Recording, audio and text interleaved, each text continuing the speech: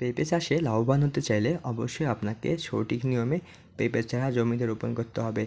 এই পেঁপে চারা রোপণ করার পূর্বে অবশ্যই আপনারা আপনার জমিতে ভালো মতো চাষ দিয়ে নেবেন এবং মাটিগুলোকে আলগা করে নেবেন। আপনারা চাইলেও কিন্তু গর্ত করেও পেঁপে চারা রোপণ করতে পারেন। পেঁপে চারা যখন আপনারা বাজার থেকে কিনে নিয়ে আসবেন তখন একটা জিনিস অবশ্যই মাথায় রাখবেন যে আপনারা যখন জমিতে পেঁপের চারাটি রোপণ করবেন অবশ্যই পেঁপের চারাটিতে যতটুকু বীজতলায় ছিল ঠিক ততটুকু পরিমাণে জমিতে রোপণ করবেন। অর্থাৎ আমরা অনেক সময় ভুল করে কিন্তু পেঁপের গাছের গোড়া পর্যন্ত এই মাটির নিচে দিয়ে দিই, এতে করে আমাদের পেঁপের গাছে কিন্তু গোড়াগুলো অনেক সময় পচে যায়।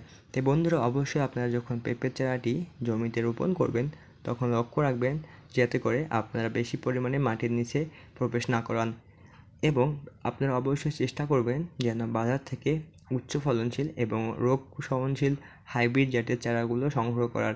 বর্তমানে উচ্চ ফলনশীল জাতের মধ্যে red lady, green lady, top lady এবং লাল তীরের বাবু জাতটি কিন্তু অত্যন্ত ভালো ফলনশীল এবং রোগ প্রতিরোধ ক্ষমতাশীল। তাই আপনারা চাইলে কিন্তু এগুলো নিয়ে আসতে পারেন এবং আপনারা যখন জমিতে পেঁপের চারাটি রোপণ করবেন তখন অবশ্যই লক্ষ্য রাখবেন যেন একটা গাছ থেকে আর একটা গাছের দূরত্ব 5 ফিট হয় এবং এতে করে আপনার গাছগুলো যখন পরবর্তী সময়ে বড় হবে তখন অনেক স্পেস পাবে।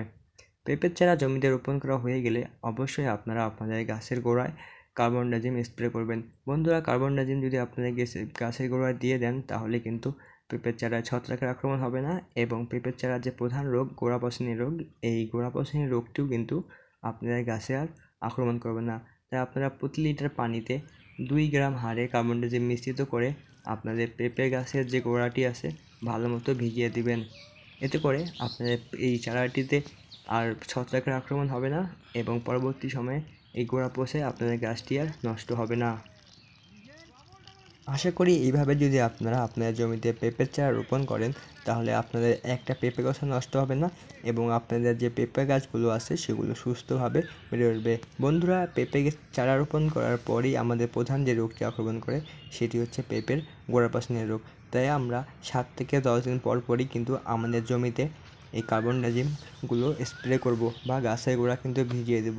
এতে করে আমাদের পেঁপে চারাগুলো নষ্ট হবে না এবং সুস্থ এবং সবলভাবে বেড়ে উঠবে। পেঁপে চাষের A to Z তথ্য ও পরামর্শ পেতে আমার চ্যানেলটি সাবস্ক্রাইব করে রাখতে পারেন এবং আপনাদের যদি কোনো মতামত থাকে সেটা অবশ্যই আমাকে কমেন্ট করে জানিয়ে দেবেন। আপনাদের সবাইকে অসংখ্য ধন্যবাদ।